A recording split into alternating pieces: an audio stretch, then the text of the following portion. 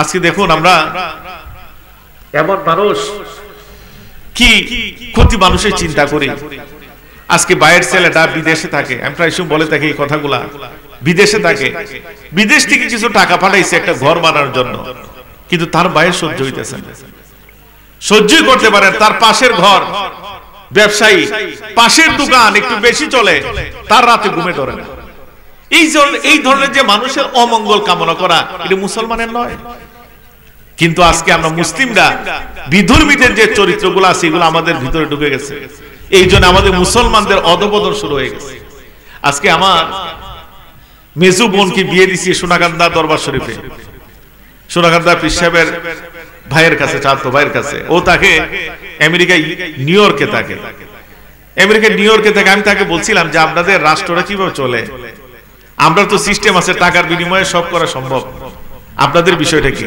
তখন বললেন যে ঘুষ কি জিনিস আমেরিকার প্রশাসনে জানে না, ঘুষ কি জিনিস আমেরিকার প্রশাসন জানে না। ভাই, আমরা যখন কোন একটা ফাইল জমা দেই, আমাদের একটা ডকেট নাম্বার দিয়ে দেয়, আমাদের সিরিয়াল অনুসারে আমাদেরকে মেইল করে যে তোমার আজকে তোমার সিরিয়াল আসছে, কাগজটাকে রিসিভ করো। কিন্তু আমাদের বাংলাদেশের সিস্টেমটা কি, একবারে আপনার চেয়ারম্যানের দপ্তর থেকে মন্ত্রী পরিষদ পর্যন্ত ফাইলগুলা ডেকাই দিল, টাকা দেওয়া লাগে, ঠিক কিনা? টাকা ছাড়া কথা কয় না। কিন্তু এই যে ঘুষ সিস্টেম, এটা ছিল বিধর্মীদের টাকার কথা, এগুলো আসছে আমাদের কাছে।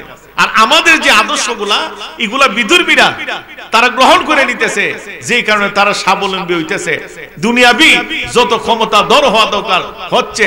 আর আমরা মুসলমানরা আমরা শুধু তাদের ফিডাই খাই, অধঃপতন হয়। এর কারণ নবীজির আদর্শ আমাদের মধ্যে নাই। আমার নবীজির আদর্শ আসতে হবে। আজকে তাহিরি সাহেব আসলে দেখবেন বিশাল লোক হবে, আমার মনে হয় না যে প্যান্ডেলের মধ্যে জায়গা হবে। কিন্তু তাকায় তাকায় দেখবেন একটু সূক্ষ্ম দৃষ্টিতে পুরোটা মাহফিলে একটা রাউন্ড দিয়ে দেখবেন, আপনার দিল সাক্ষী দিবে যে এই যে হাজার হাজার লোক প্যান্ডেলের মধ্যে বসা, এর মধ্যে 50% 60% লোক বেনামাজি। বেনামাজি। আপনি যদি নামাজি না পড়েন মাহফিলে আসছেন কেন? কেন আপনি মাহফিলে আসছেন? কোন আলেম ওলামা কোন মাহফিলের মধ্যে নামাজের বিরুদ্ধে কথা বলে না। প্রত্যেক আলিম তার কথাবার্তার যে কোনো একটা আলুকে নামাজের কথা কিন্তু বলে যায়। কই আমরা তো ওয়াজে আসতেছি, কিন্তু আমরা নামাজই পড়ি না। তখন আমি ওই সকল ভাইদেরকে বলি যে আপনি যদি নামাজই না পড়েন, আপনি মাহফিল আসা দরকার নাই, বাড়িতে গিয়ে ঘুমান, অন্ততপক্ষে শরীরটা স্বাস্থ্যটা ভালো থাকবে। দেখুন আজকে আমরা একটা কঠিন সময়ের মধ্যে বাস করতেছি, বড় কঠিন সময়। আপনি দুনিয়ার পেছনে এমন ভাবে দৌড় শুরু করছেন, দুনিয়াদারির জন্য এতটাই পাগল হয়ে গেছেন, এই দুনিয়া আপনাকে শুধু ধোঁকাই দিবে, আর কোনো কিছু নয়। কেমন ধোঁকা জানেন?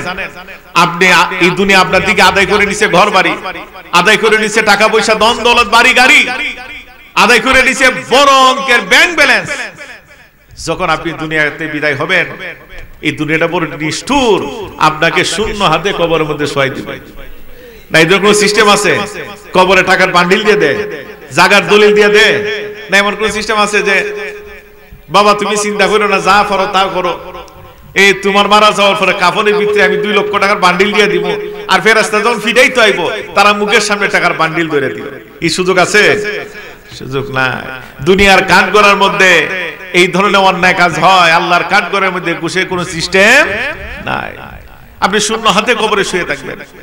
আজকে আপনি জমির জন্য পাগল হয়েছে, আপনি এরিকাদের মধ্যে হাল চাষ করেন, এরিকার মধ্যে বাস দেন, উইটার মারেন, সার দেন, বল সব জানাব জানাব, কষ্ট করছে। আচ্ছা কোথায় আছেন? আচ্ছা যান।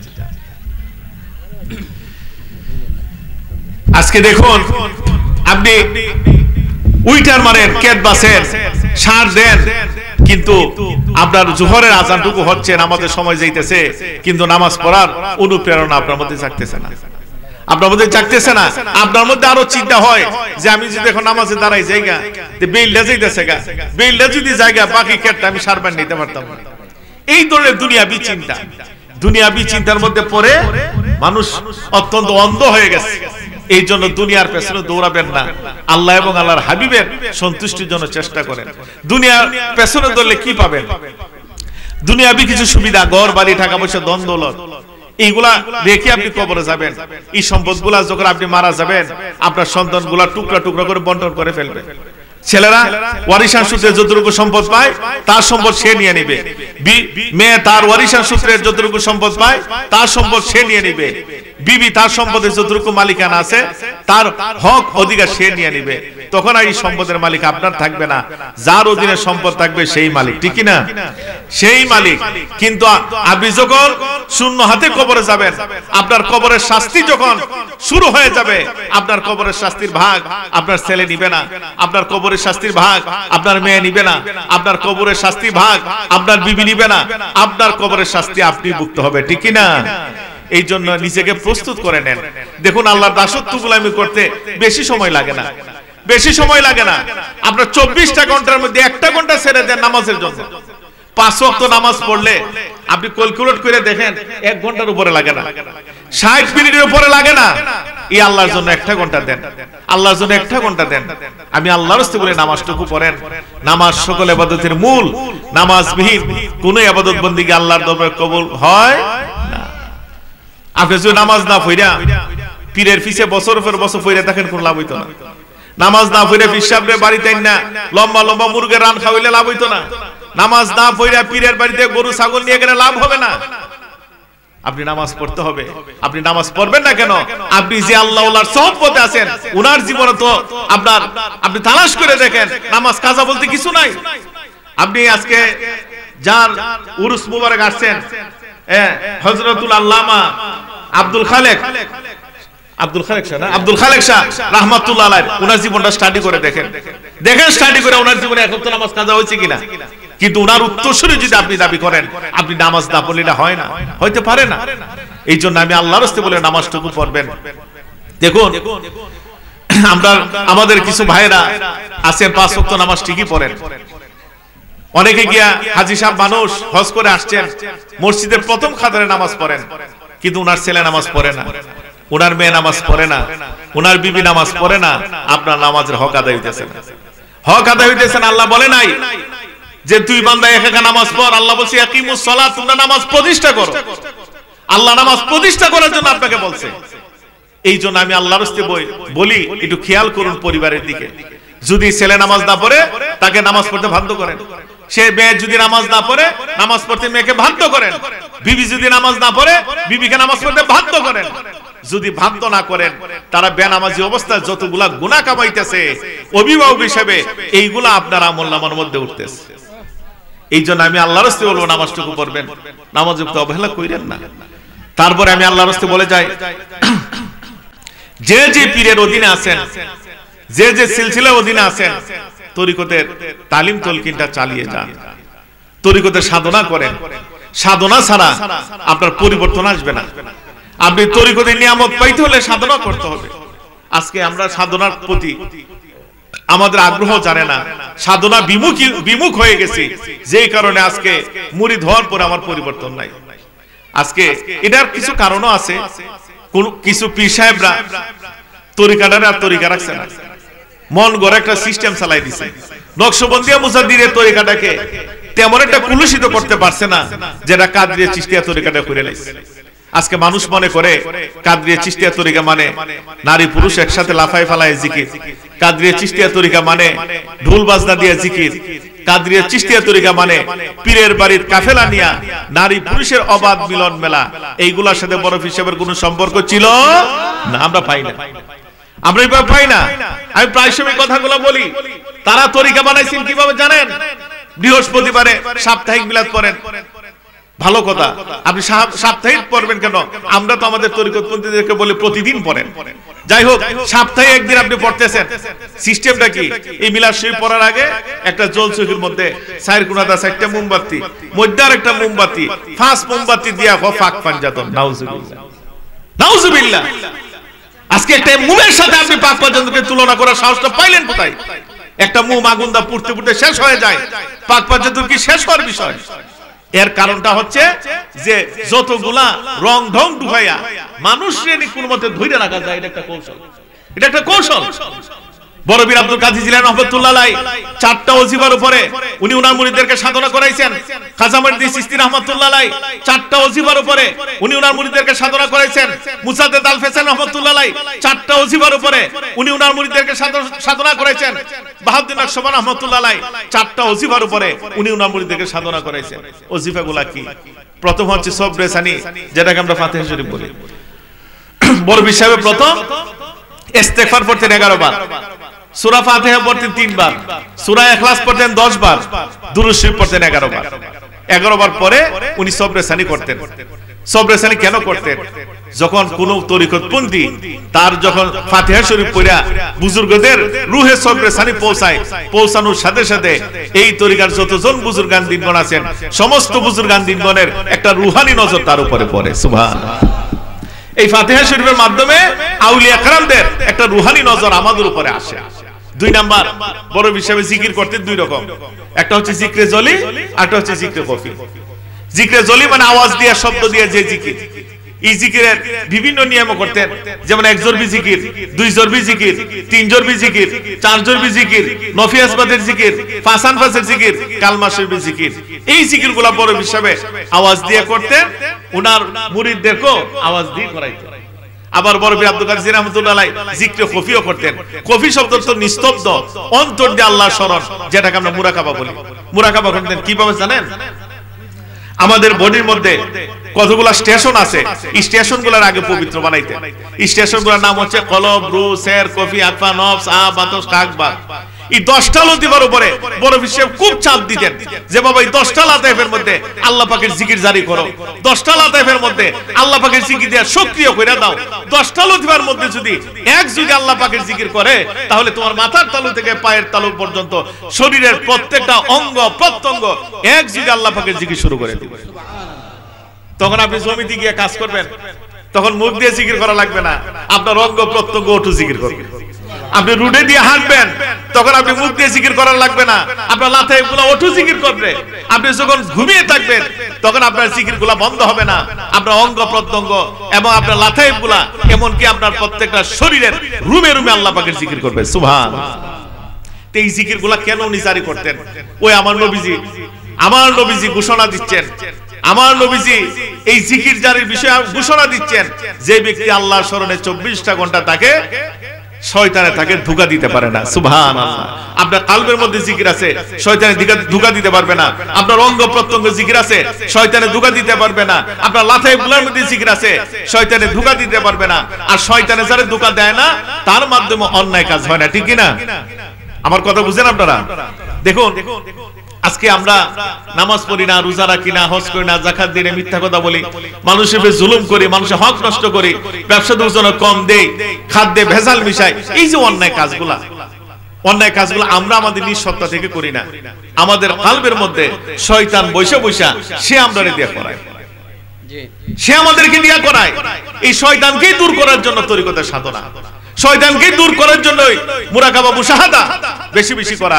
আপনি যদি অন্তরটাকে পবিত্র বানাইতে পারেন, এই বড় পীর আব্দুল কাদের জিলানী রাহমাতুল্লাহ আলাইহি এইভাবে তরিকা শিক্ষা দিয়েছেন। এখন যে রং ঢঙ্গের জিকির বের হইছে আল্লাহ পাকই জানে এগুলা তারা কোথা থেকে আবিষ্কার করছে, আল্লাহ পাকই ভালো জানেন। কিন্তু এইগুলোর সাথে বড় হিসেবে কোনো সম্পর্ক ছিল না। এই জন্য আমি আল্লাহর কাছে বলবো তরিকতে সাধনা করে। অনেকে মনে করেন যে মুরিদ তো হইছি, আমার আর কাজ কি, আমার তো কোনো কাজ নাই, যা করার আমার বাবাই করবো, এখন আমার চিন্তা দরকার নাই। আপনি যদি এই চিন্তার মধ্যে থাকেন আপনাকে বলবো আপনি বুকার স্বর্গে আছেন।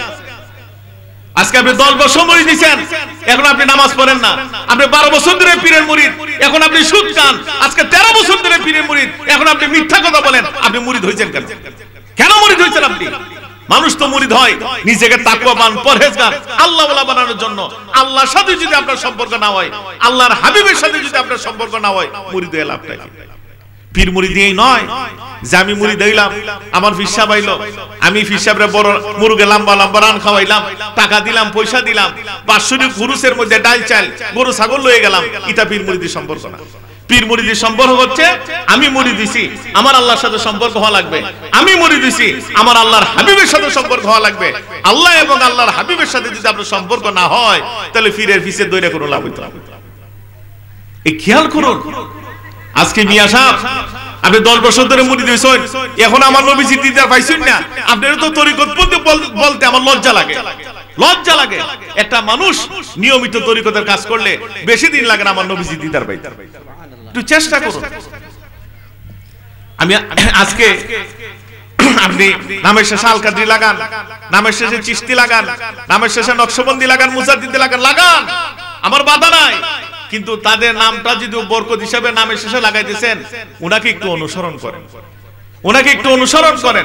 বড় হিসেবে কিভাবে সাধনা করছেন, বড় বীর আব্দুল কাদের জিলানী রাহমাতুল্লাহ আলাইহি উনার লাইফ স্টোরিটা স্টাডি করেন, জীবনী পড়েন, উল্লেখযোগ্য লেখকের জীবনীগুলো পড়েন, পরে দেখবেন বড় বীর আব্দুল কাদের জিলানী রাহমাতুল্লাহ আলাইহি একটানা 20 বছর সাধনা করছেন। সুবহানাল্লাহ।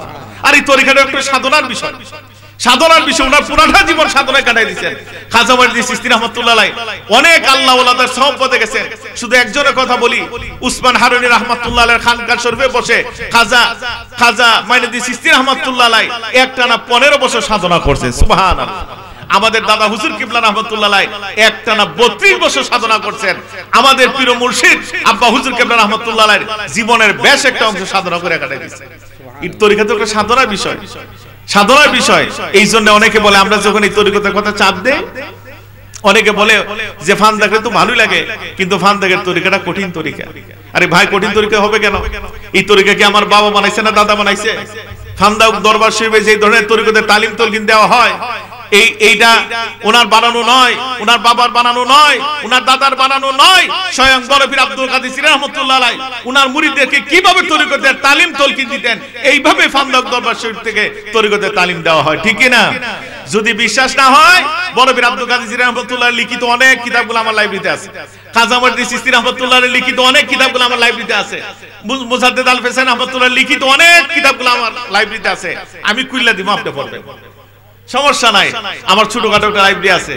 এটা ছোটখাটো বললেও আমার লক্ষ্য উদ্দেশ্য থেকে ছোট, এরপরও প্রায় 11 লক্ষ টাকার উপরে কিতাব আছে। অনেক কিতাবগুলো মিশর থেকে আনানো, লেবানন থেকে আনানো, অনেক কিতাবগুলো সৌদি থেকে আনানো, পাকিস্তান থেকে আনানো, ইন্ডিয়া থেকে আনানো, অনেক। এটা আমার ব্যক্তিগত পাঠাগার। আমি যতটুকু পারছি এই কিতাবগুলো সংগ্রহ করার চেষ্টা করছি। অনেক সুফিদের শত শত কিতাব আছে, বিভিন্ন সুফিদের সুফিজমের উপরে, তরিকত শিক্ষার উপরে।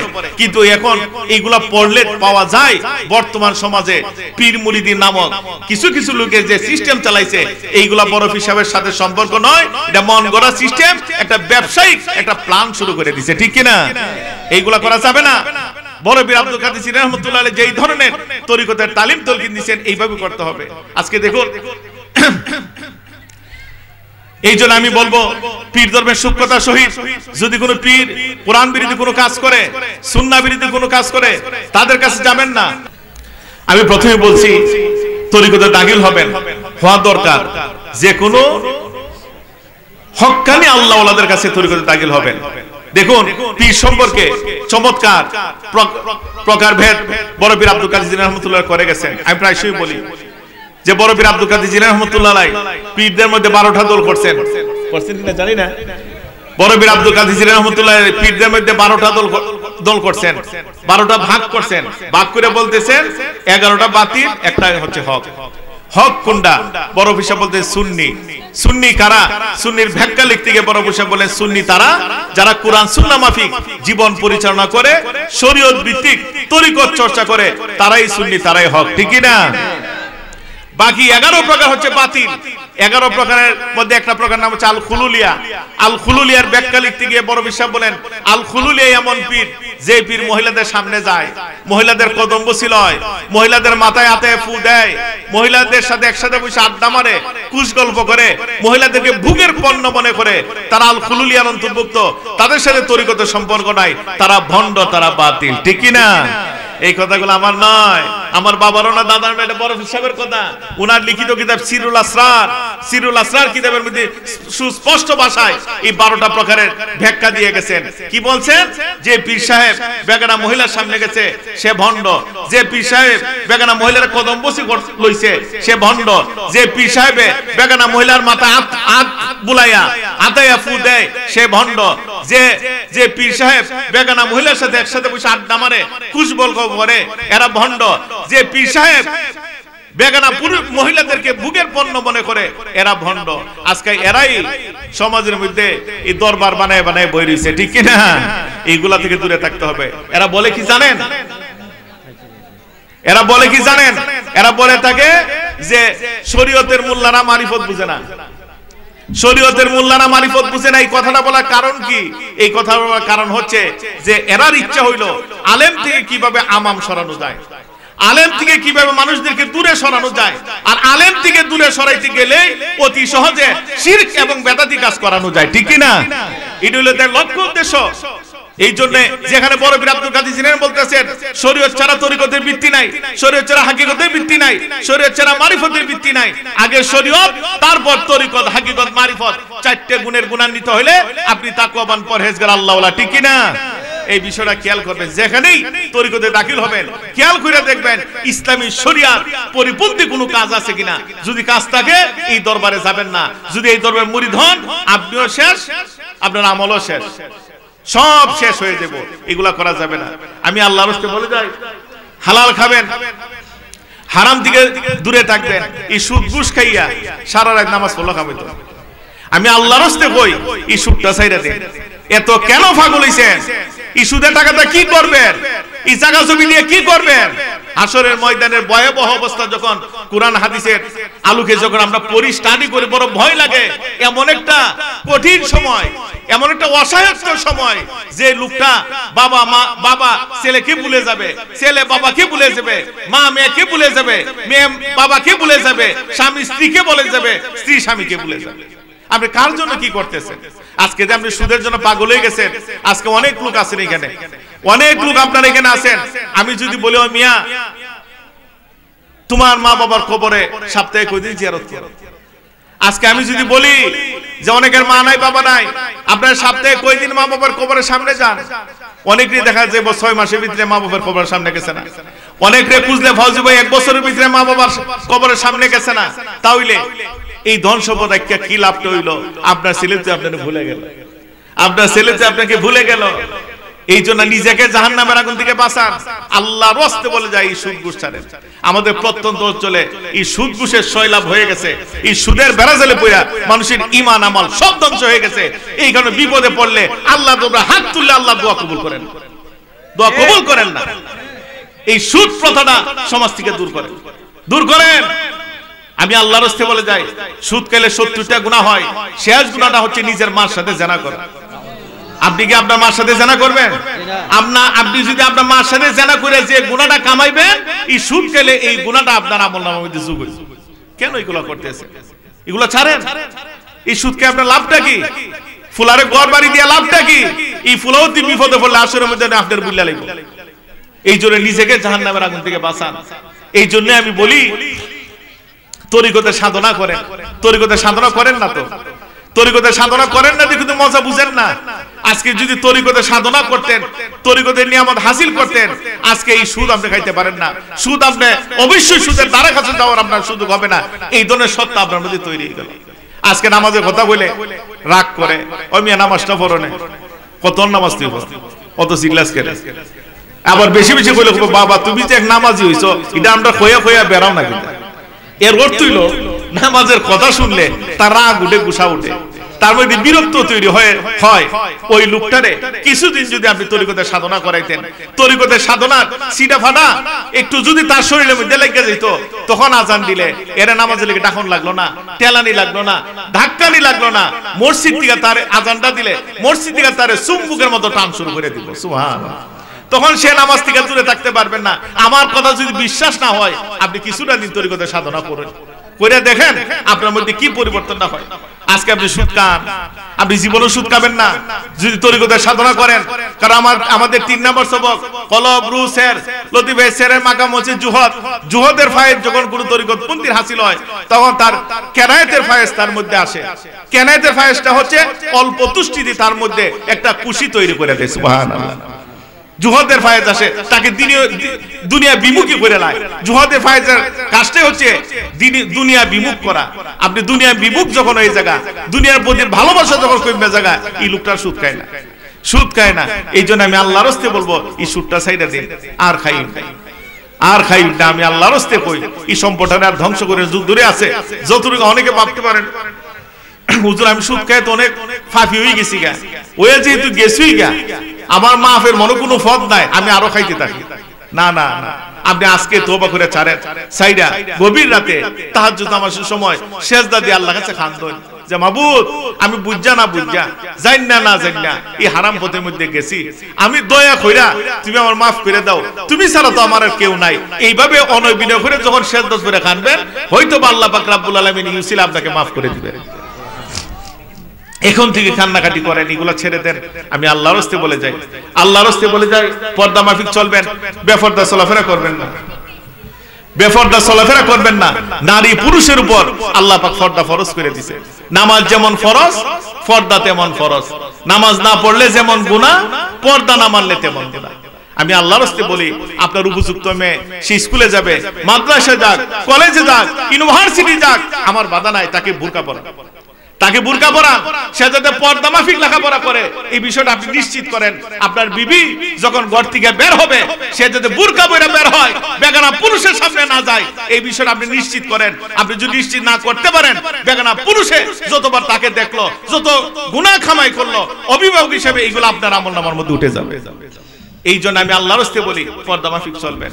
আরেকটা হাটি অঞ্চলের সমস্যা, ভাটি অঞ্চলের হয়তো বা এমনটা থাকতে পারে, আমি তো জানি না আপনাদের অঞ্চলের অবস্থা। অনেক মহিলারা খোলা পুকুরে গোসল করে, খোলা নদীতে গোসল করে, এগুলা করেন না।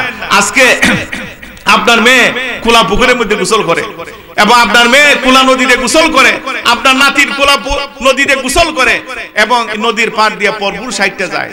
আইটে যাওয়া অবস্থায় এরা বারবার তার অঙ্গ প্রত্যঙ্গ গুলা তাকায়। এর চেয়ে লজ্জাজনক আর কোনো কিছু হইতে পারে না। আজকে আপনার মেয়ে পুকুরে গোসল করে বিদায়, আপনার মেয়ের শরীর অঙ্গ প্রত্যঙ্গ গুলা একটা ছেলে দেখতেছে। আপনার বিবি এই খোলা পুকুরে খোলা নদীতে গোসল করার কারণে আজকে আপনার বিবির অঙ্গ প্রত্যঙ্গ গুলো আরেকজনে দেখতেছে। কেন দেখবে? কেন দেখবে? জেনে রাখেন, মেয়েদের পেটটা বড় দামি। এই পেটটা যদি বহু পুরুষে দেখে, তার মাধ্যমে আল্লাহওয়ালা সন্তান আসবে না, আল্লাহওয়ালা সন্তান আসবে না। এই জন্য আমি আল্লাহর রাস্তায় বলে যাই, বাড়িতে শুরু করে একটা গোসলখানা বানান। যদি পাক্কা করে না পারেন, আপনি টিন দিয়ে বানান। যদি টিন দিয়ে না পারেন, একটা দাড়ি দিয়ে হইলো বানান। এরপরও খোলামেলা জায়গার ভিতরে গোসল করাই কি করতেছেন? এই করার সুযোগ দেওয়া তিনটা লোক গুনাহগার হইতেছে। এক নাম্বার, আপনি যে গোসল করার সুযোগ দিছেন, এই কারণে আপনি গুনাহগার হইতেছেন। দুই নাম্বার, যে গোসল করতেছে সে গুনাহগার হইতেছে। তিন নাম্বার, রাস্তার ফারেতে যে হাইটটা দিতেছে, নদীর ফারেতে যে হাইটটা ছায়া ছায়া দিক্কা যাইতেছে, নৌকার মধ্যে বৈশা বইতেছে ছায়া ছায়া দিক্কা যাইতেছে, সেও গুনাহগার হইতেছে। কেন গুনাহগার বানাইতেছেন? এইগুলা থেকে দূরে থাকবেন। আমি আল্লাহর রাস্তায় বলে যাই, আল্লাহর রাস্তায় বলে যাই, আমাদের সমাজের মধ্যে আমরা ভুকা মানুষ। আমরা সমাজের মধ্যে কিছু পীর মাসা গাইলে আমরা পাগল হয়ে যাই। আমাদের প্রাপ্তবয়স্ক মহিলার টাইনা টেনা আনে, হুজুর আপনার নাতিন উগলা ফু দেন, হুজুর আমার বউ আপনার ফুরি উনার একজন ফু দেন, হুজুর আমার মেয়েটারে ফু দেন। প্রাপ্তবয়স্ক মহিলাদেরকে যত বড় পীরুক যদি ফুয়ের ব্যবস্থা করে নেন, এটা সম্পূর্ণ আল্লাহ হারাম করে দিচ্ছে। পর্দা ফরজ, নারী পুরুষের আল্লাহ পাক পর্দা ফরজ করে দিয়েছে। আজকে আপনি বেগানা পুরুষ, তার জন্য এই পীর সাহেব কাছে যাওয়া হারাম, আল্লাহ হারাম করে দিয়েছে। আপনি যদি তাকে সামনে আইনা ওই সকল পীরেরা ফু দেওয়ান, এটা আল্লাহর রহমত, এটা আল্লাহর গজব। হয়তো বা পীর সাহেব খুশি হইতে পারে, পীর সাহেব খুশি হইতে পারে, কারণ নারীদেরকে দেখলে পীর সাহেবের খুশি হইতে পারে, তার আত্মার খুরাক হইতে পারে। কিন্তু আমার আল্লাহ আপনার প্রতি বেজার হইতে পারে। আমার আল্লাহ আপনার প্রতি বেজার যেগুলো করবেন না। যদি কোনো পীর সাহেব আসে, তাদেরকে সম্মান করবেন, ইজ্জত দিবেন, মুরগ জবহরে খাওয়াইবেন। আমি আল্লাহর রাস্তায় কই, তাদের সামনে আপনার প্রাপ্তবয়স্ক মহিলারা দিন না। তারা যদি ফাওয়ে খামরায়, আপনি ফুটে মিল্লা ফাও টিপকা দিন, আপনার মহিলারা দিয়েন না। তারা যদি মাথার তেল দেওয়ান লাগে, আপনি আপনার ছেলে মিল্লা দিয়েন, আপনার মহিলাদেরকে দিয়েন না। তারা যদি খাবার দাবার খাওয়ানি লাগে, আপনি খাবার দাবার খাওয়ায়েন, কিন্তু আপনার প্রাপ্তবয়স্ক মহিলার দিয়েন না। যদি দেন, আমার মালিক আপনার প্রতি বেজার হয়ে যাবে, বেজার হয়ে যাবে। এইগুলা থেকে দূরে থাকতে হবে। আল্লাহর রাস্তায় বলে যায়, তখন আল্লাহর রাস্তায় বলে যায়, মা বাবার খেদমত করবেন। মা বাবা যদি রাজি খুশি না থাকে, মা বাপরে বাদ না দিয়া সারা রাত নামাজ হলে খামাইতো না। মা বাপরে বাদ না দিয়া নামাজ পড়তে পড়তে কপালের মধ্যে টিউমার বানাইলে খামাইতো না। মা বাপরে বাদ না দিয়া ফান্দাউক দরবারে বস্তার পর বস্তা চাল ডাল দিল খামাইতো না। মা বাপরে ভাত না দিয়া পীরের দরবারে গরু ছাগল নিয়ে গেল লাভ হবে না, ঠিক কি না? মা বাবা বড় নিয়ামতের বিষয়, কেন অবহেলা করতেছেন? কেন অবহেলা করতেছেন? বাবার ত্যাগটা আপনি জানেন? আরে আপনি একটু অনুশোচনা করেন। আপনার যে বাবা 20 বছর 25 বছর তার যৌবনের সময়টা বিদেশে কাটাই দিয়েছে, 20 বছর বিদেশে থেকেছে, তার যৌবনের স্বাদটা নিতে পারে নাই, 25 বছর বিদেশে তার যৌবনের সময়টা কাটাই দিয়েছে, সে যৌবনের মজাটা বুঝতে পারে নাই। আপনাকে সুখে রাখার জন্য, আপনাকে বাড়ি ঘুরে দেওয়ার জন্য, আপনাকে কিছু জমি দেওয়ার জন্য আজকে আপনার বাপটা বুড়া হয়ে গেছে, আপনার বাপটা দুর্বল হয়ে গেছে, আপনার বাপটা বার্ধক্য হয়ে গেছে, আপনি হইছেন এখন রোজগারি, টাকা ইনকাম করেন, এখন আপনার বাপরে আপনি আলাদা করে দিয়েছেন, আলাদা করে দিয়েছেন, বউলি আলাদা থাকুন। এটা এইরকম অথর্ব টাইপের লোক আমাদের সমাজের মধ্যে বড়ে গেছে, ঠিক কি না? বড়ে গেছে। এগুলো করবেন না, করবেন না, আল্লাহর রাস্তায় বলি করবেন না। মা বাবার কষ্টটা বড় কঠিন, বড় কঠিন কষ্ট। মা বাবার কষ্ট দিয়ে কথা বলবেন না। অনেকে আছে মা বাবার সাথে ছেলেরা একটু সম্পর্ক রাখলে দেখা যায় বড় ফুলারে 1.5 খানিকে বেশি দেয়, ছোটলারে কম দেয়। এটা করলে ওই বায়ে বেশি ডেভিডি হয়, মা বাপরাও ফিটে। অনেক ফুল আছে মা বাপরাও ফিটে। আমি তাদেরকে বলবো, যদি আপনার মা বাপ আপনার প্রতি ইহসান না করে আপনি আল্লাহর কাছে ছেড়ে দেন, এরার বিচার আল্লাহ করবো, কেন হক নষ্ট করছে। এরপরও আপনি আপনার মা বাবার সাথে বেয়াদবি করতে পারবেন না, বেয়াদবি করতে পারবেন না। আজকে কি অসহায় অনেক বাবা মারা গেছে, মাটা বড় অসহায়, ওনার স্বামী নাই, বড় অসহায়ত্ব ভুগেন।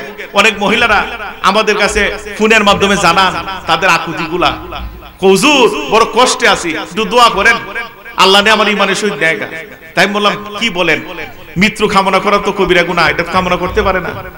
কেমনে কামনা করবো না হুজুর, এই ছেলেটারে এত কষ্ট করে পালছি, আরে আমরা খাইয়া না খাইয়া ফুলাডারে প্রাইভেট পড়াইছি, আজকে শিক্ষিত করছি, এ চাকরি করে, এ চাকরি করে, এর পরে লইয়া মার্কেট করে লাখ লাখ টাকার, আর আমি 20 টাকার ওষুধ পাই না, ফইরা ফইরা কষ্ট করি।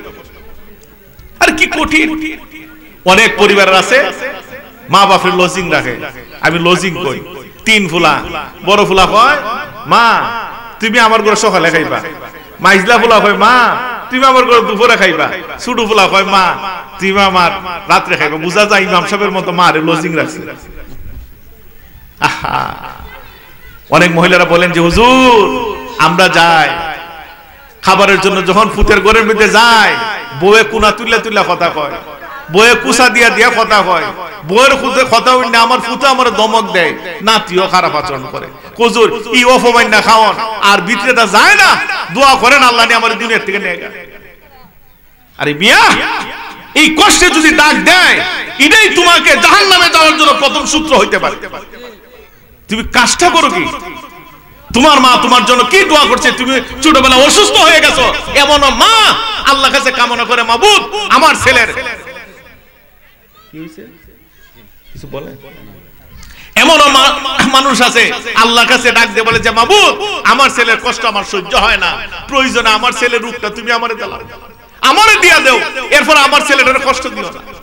কত কষ্ট করে আপনার পালছে, কি করছেন, ছোটবেলা মার ডান দিকে ফর্সা করে দিছেন, শীতের রায় বাম দিকে নিছে, আপনারা বাম দিকে ফর্সা করে দিছেন, বুকে নিছে, বুকও ফর্সা করে দিছেন, এরপরে ইটা আপনারা ফালাইছে না, ইটা আপনারা ফালাইছে না।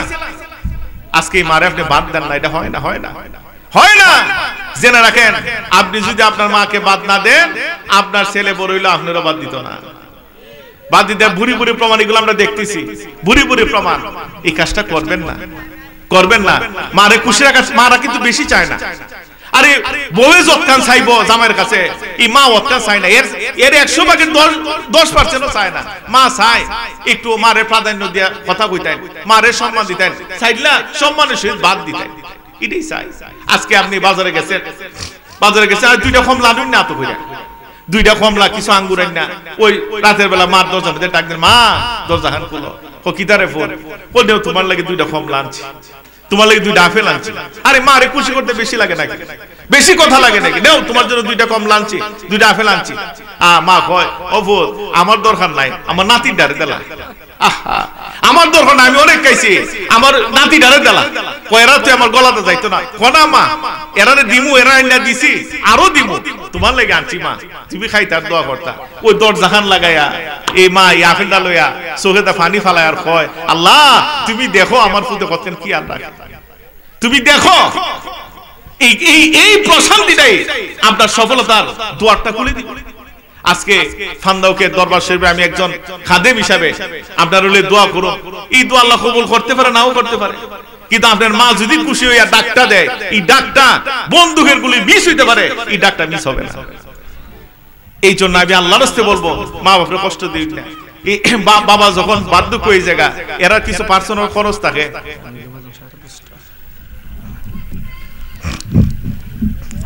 এরা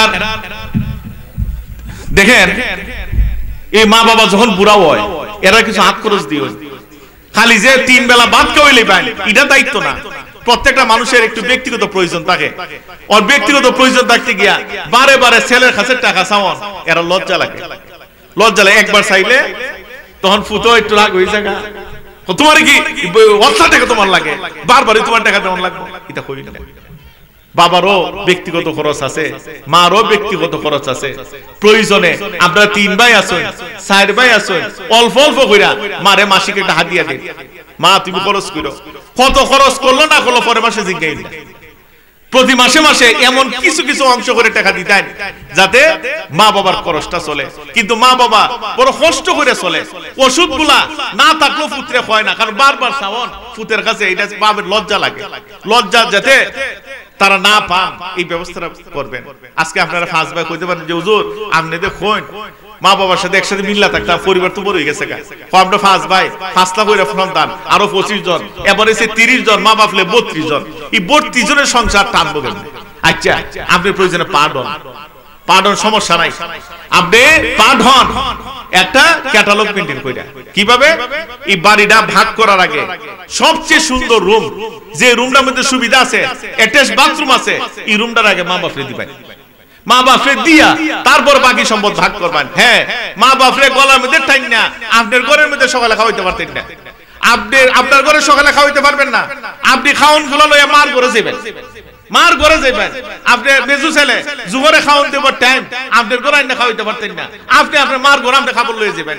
আপনি ছোট ছেলে রাতে খাওন দিতে আসলেন, আপনি আপনার ঘরে টাইম নিয়ে খাওয়াইতে পারতেন না, উনার ঘরে নিয়ে খাবারটা আনেন, খাবারটা দস্তখানাটা বিছাইয়া খাবার গুলা দিয়ে দাঁড়ায় থাকেন, যতক্ষণ না খাই ততক্ষণ উঠি না, দাঁড়ায় থাকলে খাওন শেষে যখন মুখটা গামছাটা দিয়ে মুচ্ছে দিবেন, আমার আল্লাহ কইব ও ফেরেশতারা দেখ আমার বান্দার মারে কি খেদমত টানাই করতেছে, আল্লাহর রহমত বরকত দিয়ে তুই বইরা দে।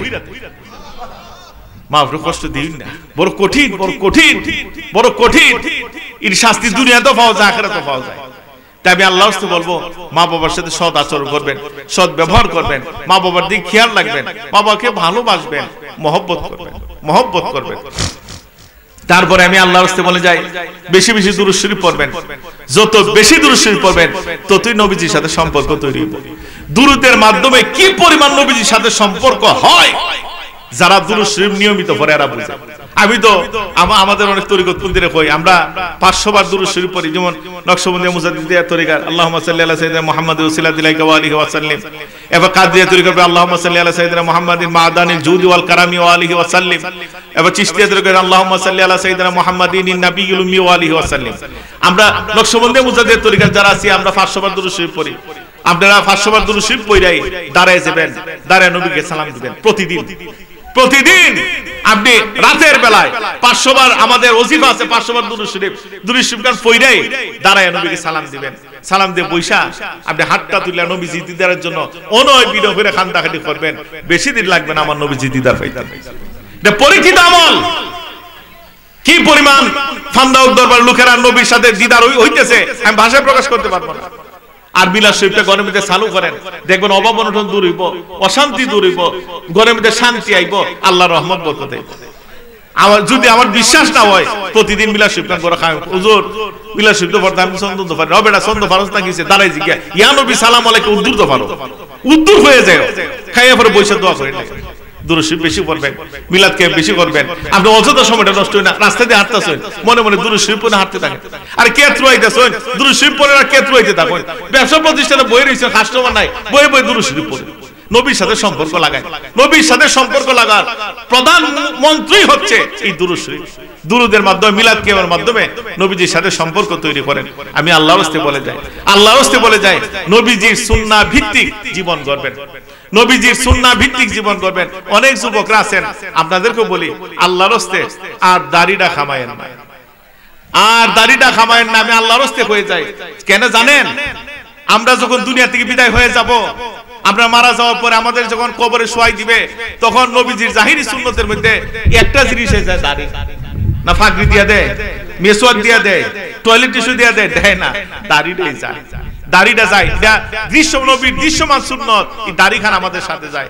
আমরা যখন মারা যাই, মারা যাওয়ার পরে আমাদের নবীজি যখন আমরা কবরে যাইব, গিয়া যাতে দেখে আমার উম্মত আমার সুন্নতটা লয়ে কবর আইছে। সুবহানাল্লাহ, সুন্নত খান লয়ে খবর আইছে। কারণ নবীজি যখন খবরে যাইব, আমি কটা গুনাহ করছি, কটা নেক করছি, এই হিসাব তখন দেওয়া হবে না, এই হিসাব দেওয়া হবে না।